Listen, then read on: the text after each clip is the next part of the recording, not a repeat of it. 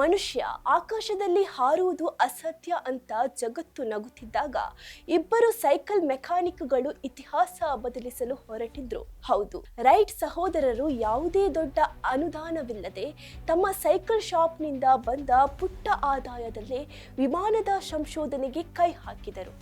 ಗಾಳಿಪಟಗಳು ಮತ್ತು ಹಕ್ಕಿಗಳ ರೆಕ್ಕೆಗಳ ಚಲನೆಯನ್ನು ವರ್ಷಗಟ್ಟಲೆ ಸೂಕ್ಷ್ಮವಾಗಿ ಅಧ್ಯಯನ ಮಾಡಿದ ಅವರು ಗಾಳಿಯ ವಿರುದ್ಧ ವಿಮಾನವನ್ನು ಹೇಗೆ ತಿರುಗಿಸಬೇಕೆಂಬ ವಿಂಗ್ ವಾಷಿಂಗ್ ತಂತ್ರಜ್ಞಾನವನ್ನು ಸ್ವತಃ ಕಂಡುಹಿಡಿದರು.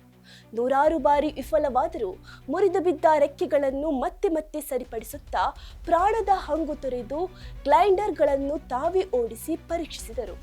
ಕೊನೆಗೆ ಅವರ ನಿರಂತರ ಶ್ರಮದ ಫಲವಾಗಿ 1903ರಲ್ಲಿ ರೈಟ್ ಫ್ಲೇಯರ್ ವಿಮಾನ ರೆಕ್ಕೆ ಬಿಚ್ಚಿ ಹಾರಿತು. ಅಂದು ಆ ಇಬ್ಬರು ಸಾಮಾನ್ಯ ವ್ಯಕ್ತಿಗಳ ಶ್ರಮವೇ ಇಂದು ನಾವೆಲ್ಲರೂ ಆಕಾಶದಲ್ಲಿ ಹಾರಾಡಲು ಕಾರಣವಾಗಿದೆ. ಇದಾಗಿತ್ತು ಫೋಕಸ್ ಡಿಜಿಟಲ್ ಕಂಟೆಂಟ್. ನಾನು ಶರ್ಮಿಳಾ.